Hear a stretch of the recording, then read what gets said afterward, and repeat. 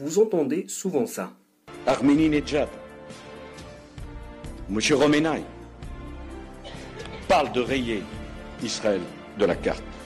Israël doit savoir que la France n'acceptera jamais que l'on remette en cause la sécurité d'Israël.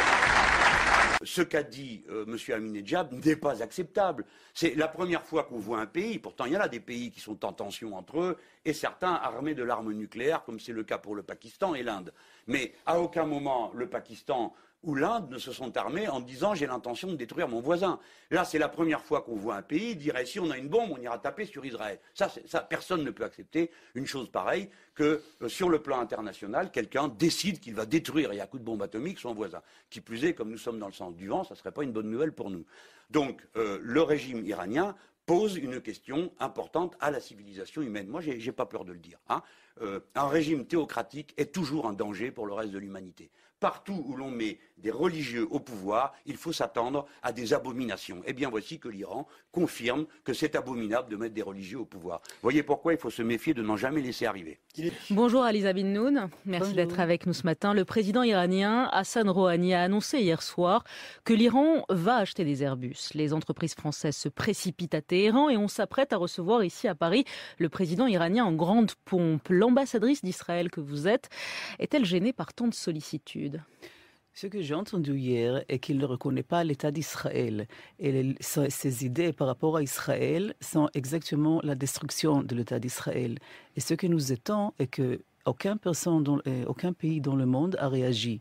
Ça, quand on parle de l'Iran, quand on est conscient de leur soutien par rapport aux organisations radicales au Moyen-Orient, comme le Hezbollah, c'est très, très inquiétant.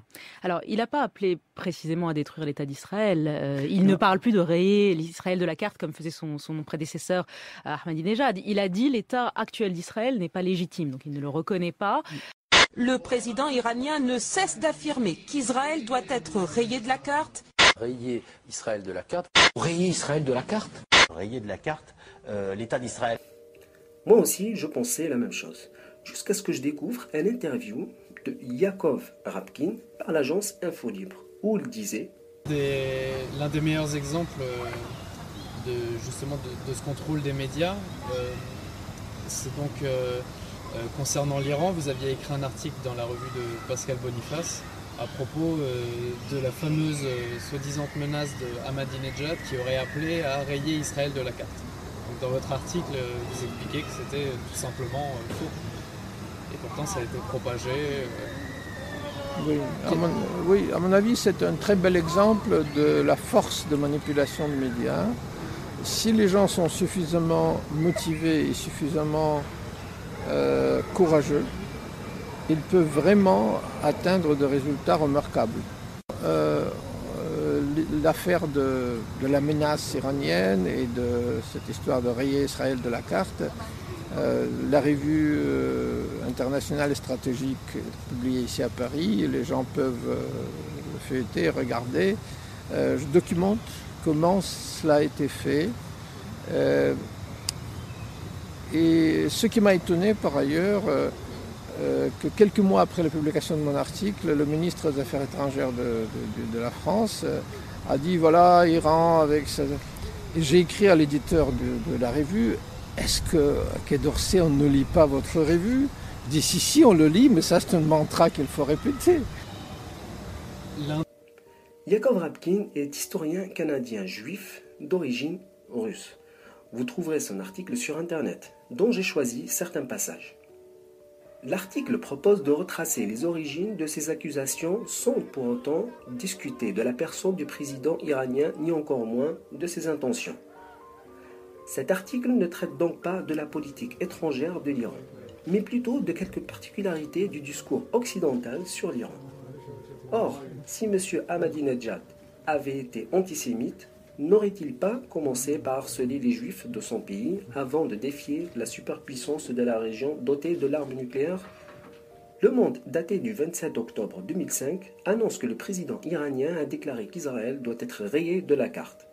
Or, les experts s'entendent pour dire que le président iranien, lors de son discours, n'a prononcé ni le mot rayé ni le mot carte. Plutôt, Israël doit disparaître de la page du temps. Même si le journal s'est rétracté le lendemain, c'est la première nouvelle, source d'effroi si elle avait été vraie, qui reste dans la mémoire plutôt que le rectificatif du journal. Même si Israël possède des centaines d'armes nucléaires, alors que l'Iran, contrairement à Israël, a signé le traité de non-prolifération nucléaire. Apparemment, certaines personnes ne sont pas au courant qu'Israël possède des armes nucléaires, même lui. Ça veut dire quoi la prolifération nucléaire? Ça voulait dire que l'Iran puisse accéder à l'arme nucléaire. Si l'Iran accédait à l'arme nucléaire, l'Arabie Saoudite, Israël, d'autres pays voudraient également accéder à l'arme nucléaire. Et ce serait un risque pour la planète tout entière. Donc, il fallait empêcher que l'Iran puisse accéder à l'arme nucléaire. Et là, l'Iran vient d'accepter de réduire ses capacités, ses centrifugeuses. Deuxième intérêt, deuxième objectif, il fallait que nous puissions vérifier, parce que c'est trop simple. On dit, bon là, je renonce, mais vous ne pouvez pas rentrer sur mon territoire pour vérifier. Il y aura donc des vérifications qui seront faites. Beating for another war, say a war with Iran. I wouldn't say that the media are beating the drums for war yet, although they are showing the same credulousness, the same obsequiousness towards the powerful as they did in advance of the Iraq War. I'm not sure it's to the point that they're beating the drums for war yet. But when the elites decide it's time to go, I would be surprised if they did anything but. You've mentioned already Iran. Yeah. And there is an enormous choice to be made about Iran, a more developed, more formidable, more populous, and certainly better armed country than Saddam's Iraq, whatever it was. Are you actually saying that we should threaten them militarily if they are determined to develop nuclear weapons? I am saying that I think it is wholly unacceptable for Iran to have nuclear weapons capability. But what can we do about it? And I think we've got to be prepared to confront them. Militarily? If necessarily Militarily? If necessarily militarily. I think there is no alternative to that. If they continue to develop nuclear weapons, then they need to get that message loud and clear. Does this sound familiar? There is as much evidence that Iran is building nuclear weapons as there was that Iraq had weapons of mass destruction, as claimed by Tony Blair. Je vous propose de regarder sur Internet l'interview de Tony Blair par CNN. Je n'ai pas pu reproduire la vidéo à cause des droits. Il dit que les renseignements reçus par rapport aux armes de destruction massive étaient faux.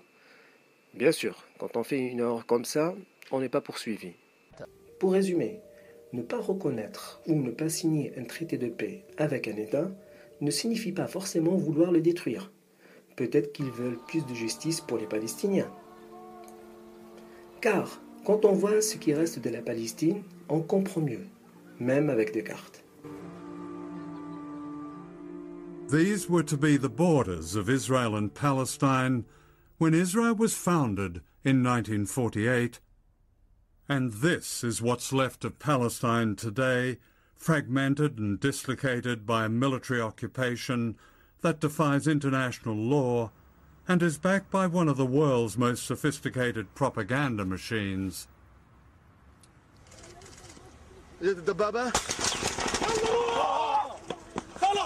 This is Palestinian cameraman Imad Ghanin being shot repeatedly by Israeli soldiers. The killing of non-Western journalists is rarely news. Imad Ghanin was 21 and lost both his legs.